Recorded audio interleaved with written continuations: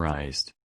When speaking with victims of illegal FBI Cointelpro operations, we find a percentage of these victims are past or present users of recreational or pharmaceutical drugs, though many have never used drugs at all. The interesting thing that is found in research is that the drugs used, whether illegal or pharmaceutical, increase the dopamine levels in the brain. The modern Gangstalking program is a mixture of the exposed FBI Cointelpro operations, as well as unethical human experimentation that has a long history for the crimes so far exposed over the past century. As in the Cointelpro program, this is psychological warfare. The tactics used are the exact same steps that were taken in the CIA MKUltra program. This program targeted large numbers of civilians in the U.S., drugging them, testing psychedelic drugs on them, etc. The first steps to MKUltra programming are isolation, fear and repetition. In the human experimentation projects as well as the Cointelpro operations, we find local, state, and federal officials involved, as well as contractors, institutions, universities, both military and civilian, corporations, and individuals.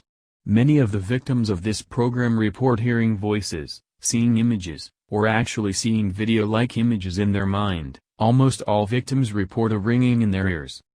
DARPA, Defense Advanced Research Projects Agency, took over research of microwaves in the 1950s, at the time they were named DARPA.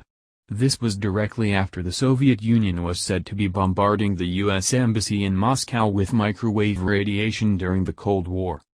In 1961, Alan Frey conducted the microwave auditory effects experiment. At this time he was able to transmit via microwaves audio to a test subject's neural receivers in their brain. The test subjects in 1961 were able to repeat 9 out of 10 of the words sent using microwaves. In a 2019 article on DARPA's progress in this research, we find them trying to create a wireless interface between computer AI and the human brain. In order to accomplish this, it is stated that they would like to inject nanotransducers into the subject, raise the dopamine level of the subject's brain, and then use microwaves to produce F, RF, and DMF fields which would heat the nanotech injected in order to complete the transmission of pictures, audio, video, into the neural receivers of the test subject's brain. The technologies needed to meet the goals of the N3 program would have to move past current voltage recording capabilities and would have to include a variety of atypical signals like magnetic fields, electric fields, radio frequencies and ion concentrations per neuron. These signals and neural activity would likely have to be translated or decoded by yet unwritten algorithms. And the bidirectional neural interface must work in the context of a relevant application for the Department of Defense. This article did not state whether the source of these microwaves used would be current 5G, 4G, Wi-Fi, satellite, etc. technology that we are now all bombarded with everywhere we go in our daily lives. Every targeted victim I have spoken with that is prescribed pharmaceutical drugs, is prescribed one that elevates the dopamine levels in the brain. As with past CIA human experimentation, it would be no surprise to find that the medical establishments involved were again taking part in human experimentation. The radiation experiments of the past as well as the drugging of civilians is a constant event admitted, documented and reported throughout U.S. history.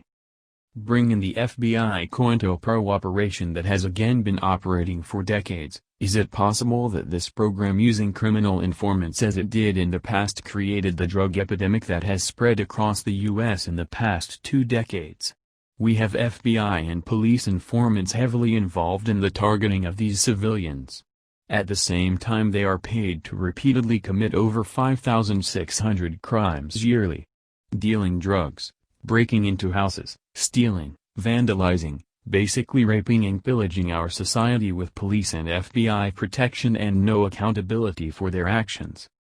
So as this Cointelpro operation has grown over the past 2 decades, we have also seen the dramatic rise in crime, drug use, which in turn has been a driving force to constantly hire more police to stop this never-ending wave of crime that continues to only grow, year after year.